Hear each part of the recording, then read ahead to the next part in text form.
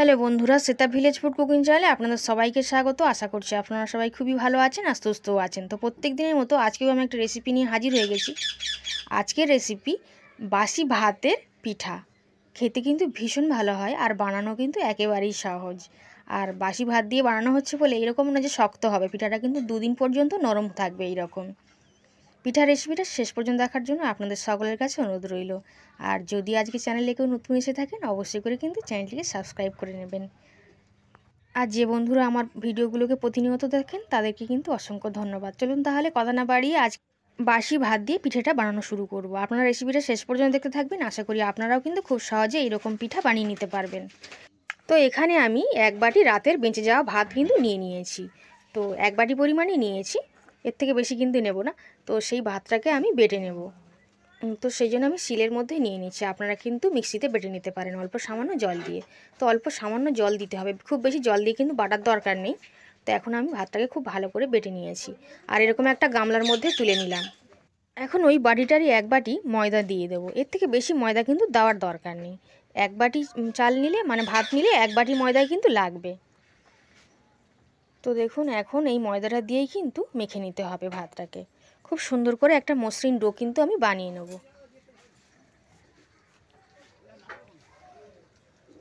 তো এরকম একটা সময় নিয়ে ডোটা কিন্তু মেখে নিতে হবে। তো এরকম একটা ডো আমি বানিয়ে নিয়েছি, তবে শক্ত করে বানানোর দরকার নেই, এরকম করেই কিন্তু বানিয়েছি। এখন ঢাকনা দিয়ে ঢেকে রেখে দেবো আর পুরটা বানিয়ে নেব। তো পুরটা বানানোর জন্য আমি নারকেল নিয়ে নিয়েছি, একটা নারকেলকে কুড়ে নিয়েছি, কড়ার মধ্যে দিয়ে নিলাম আর দিয়ে দিচ্ছি পরিমাণ মতন চিনি। চিনির পরিবর্তে গুড়ের বাতাসা বা খেজুর গুড় বা এমনি আখের গুঁড়ো দিয়েও কিন্তু পুরটা বানাতে পারবেন। তো খুব ভালো করে এভাবে নাড়াচাড়া করে মিশিয়ে নিচ্ছি। আমি যদি সামান্য একটু জল দিয়ে দিতাম তাহলে পুরটা কিন্তু সাদা হতো, যেহেতু আমি জলের ব্যবহার করিনি তো সেই জন্য পুরটা কিন্তু লাল রঙেরই হয়েছে। গুড় না দিলেও কিন্তু লাল এইভাবে হবে। তো খুব ভালো করে পুরটা বানিয়ে নিয়েছি, এখন নামিয়ে নিচ্ছি, একটা থালাতে নামিয়ে একটু ঠান্ডা করে নেব। আর পিঠের মধ্যে থেকে মানে পিঠেটা এই সময় বানিয়ে নেব। তো সেই জন্য ঢাকনাটা খুলে নিলাম আর খুব ভালো করে ডোটা একটু মেখে নিচ্ছি। তো হাতে একটু চটচট মতন করছে, তো সেই জন্য আমি সামান্য একটু ময়দা ছড়িয়ে দিয়ে মেখে নেব। মানে যদি একটু চটচট মতন বেশি করে তো সেই জন্য একটু ময়দা ছড়িয়ে দিলাম। খুব সুন্দর করে এভাবে ভালো করে কিন্তু আরেকবার মেখে নিচ্ছি। এই রকমভাবে যদি বাসি ভাত বেঁচে যায়, মানে রাত্রের ভাত যদি থেকে যায়, ফেলে দেওয়ার কিন্তু দরকার নেই। পিঠেটা কিন্তু বানিয়ে নিতে পারেন এইভাবে। আর এইভাবে পিঠে বানালে কিন্তু পিঠে অনেক মানে দুদিন পর্যন্ত নরম থাকবে। তো কয়েকটা লেচি আমি কেটে নিয়েছি, তার মধ্যে একটু বড় সাইজে কিন্তু কাটতে হবে। রুটি পরোটা যেরকম কাটা হয় তার থেকেও একটু বড় সাইজ কাটতে হবে। তো তার মধ্যে একটা লেচিকে নিয়ে নিয়েছি, নিয়ে অল্প করে ময়দা ছড়িয়ে একটা বড় রুটির মতন করে বেলে নিচ্ছি। আর একটু হালকা মোটা রেখেই বেলতে হবে, খুব বেশি সরু পাতলা করবার দরকার নেই। তো এরকম বড় করেই একটা রুটি আমি বেলে নিয়েছি আর একটা গ্লাস নিয়ে নিয়েছি, নিয়ে এরকমভাবে একটু গোল গোল করে কেটে নেব। পিঠেগুলো একই সাইজের হবে। তো গোল গোল করে কেটে নিলাম আর এটা উপর থেকে তুলে নিচ্ছি। এগুলো থেকে আবার কিন্তু বানিয়ে নেব। আর এইভাবে সমস্ত রুটিগুলো আমি বানিয়ে নেব আর এরকম গোল গোল করে অংশগুলো কেটে নিচ্ছি। আর এই আরেকটা রুটি বানিয়ে নিয়েছি, এটা আরেকটা ডিজাইন করব, কারণ আজকে পিঠাগুলোর অনেক রকমের ডিজাইন হবে। তো এরকম চৌকো করে চৌকো শেপে কেটে নিচ্ছি। অনেকগুলো গোল অংশ কেটে নিয়েছি আর একটা রুটি কিন্তু এরকমভাবে কেটে নিচ্ছি। লম্বা করে কেটে নিলাম প্রথমে, তারপর এরকম চৌকো শেপে কেটে নিচ্ছি। আপনারা আজকে আমি অনেক রকমগুলো ডিজাইন বানাবো, আপনাদের যে পিঠার ডিজাইনটা পছন্দ হবে আপনারা কিন্তু সেটাই বানিয়ে নিতে পারবেন। তো আমি প্রথমে এই চৌকোটা একটু কেটে নিচ্ছি, চৌকো শেপগুলো মানে সমস্ত গোল শেপ চৌকো শেপগুলো কেটে নিয়েছি, তারপর এক এক করে কিন্তু বানিয়ে নেব। তো প্রথমে এই চৌকোটা শেপটাই বানাচ্ছি। তো নারকেলের পুরটা মাঝ বরাবর দিয়ে দিয়েছি আর একটু জল দিয়ে কিন্তু একটু একটা সাইডে কিন্তু দিয়ে দেবো, একটু সামান্য জল দিয়ে দিলে কিন্তু খুলে যাবে না। এবার খুব সুন্দর করে কিন্তু এভাবে মুড়ে দেব।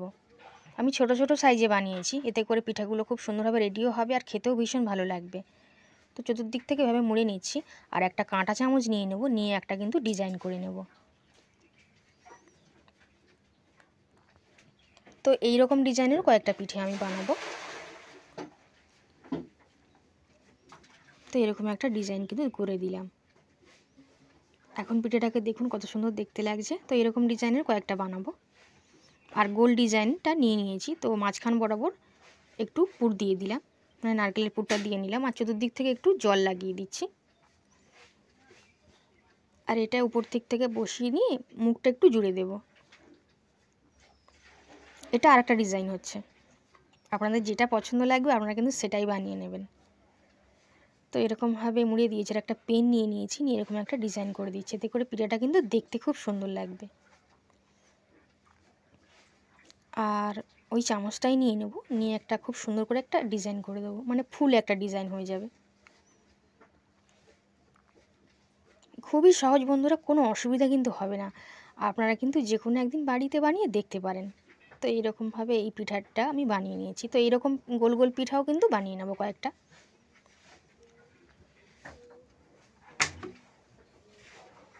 তো দেখুন কত সুন্দর দেখতে লাগছে। তো এইরকমভাবে অনেকগুলো বানিয়ে নেব। তো আর একটা ডিজাইন দেখিয়ে দিচ্ছি। তো কিছুটা পুর নিয়ে নিয়েছি, নিয়ে এরকমভাবে মুড়ে নেব। নিয়ে এটাও কিন্তু একই রকমের একটু অন্য রকমের একটা ডিজাইন করে নেব। পেনটা নিয়ে নিচ্ছি,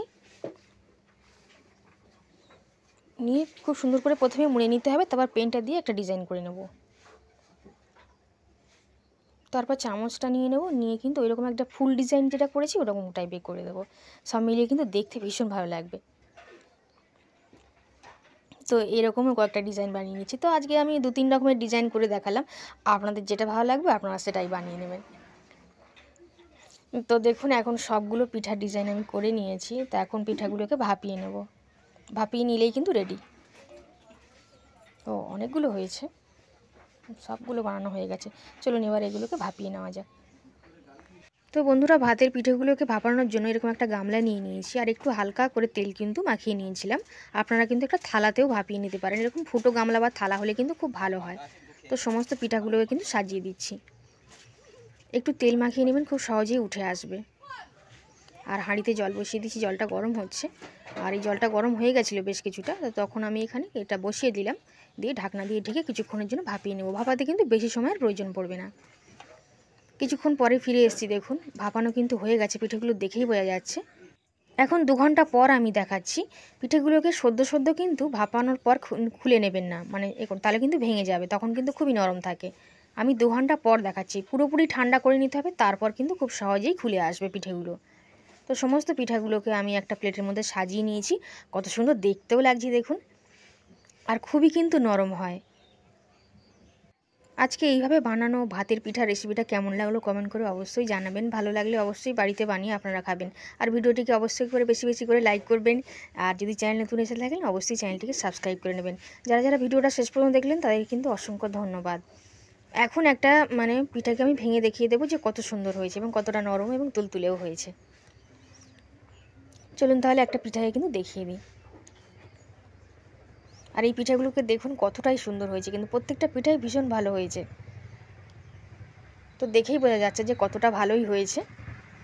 তাহলে বন্ধুরা আজ তাহলে এই পর্যন্তই, আবার হাজির হয়ে যাব আমি অন্য কোনো রেসিপিতে। ততক্ষণ আপনারা সবাই খুবই ভালো থাকবেন আর সুস্থ থাকবেন। আজ তাহলে আসছি, আবার হাজির হয়ে যাব অন্য কোনো রেসিপিতে।